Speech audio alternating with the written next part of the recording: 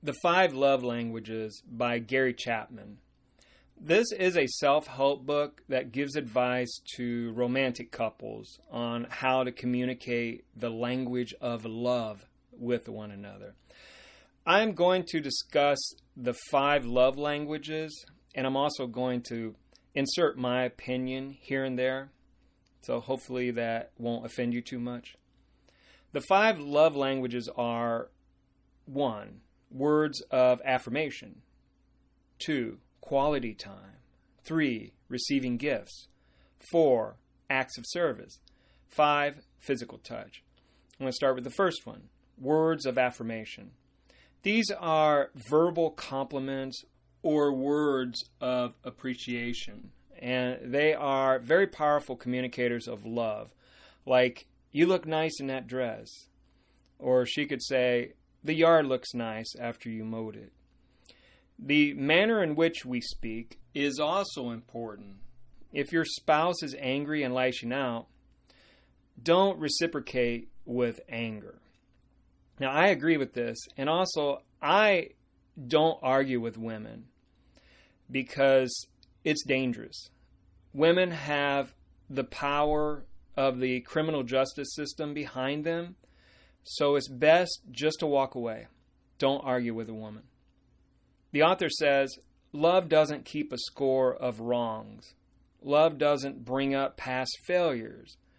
Love makes requests, not demands. Now, in a fantasy world, all of this is true. But in the real world, I don't buy it. The second love language is quality time. Quality time means doing something together. Togetherness has to do with focused attention, like quality conversation. This is where two people share their experiences, thoughts, feelings, and desires in a friendly context. Words of affirmation focus on what we are saying, whereas quality conversation focuses on what we are hearing. And the author says, maintain eye contact when you talk. Don't listen to your spouse and do something else at the same time. Now, quality activities are things that at least one or both of you enjoy doing. This can be putting in a garden and so forth. I suggest going to a shooting range or climbing a high cliff, maybe even doing some wine tasting. You have to understand that mostly opposites attract, and so a lot of people are not going to have all these things in common that they can do together.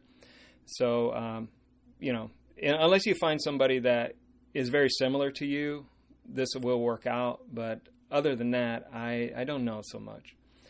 The love language number 3 is receiving gifts. Gifts are visual symbols of love. Gifts can be purchased, found, or made.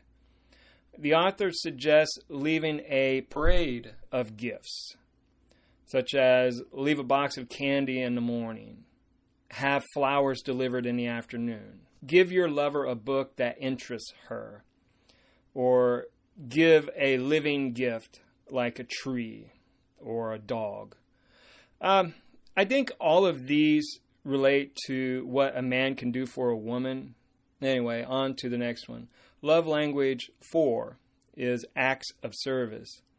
Acts of service are washing your spouse's car, cooking dinner.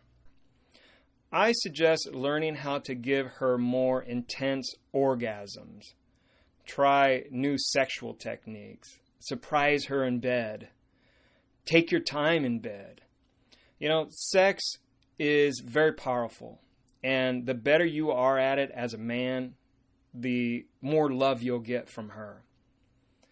Love language number 5, physical touch.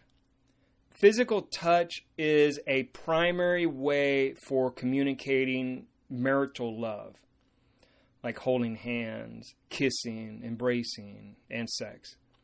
Reach out and hold your spouse's hand. Tell your spouse or your lover that you love them. I think that a man should let her grab his hand. Let her do some of those things instead of him doing it all. That's just my opinion.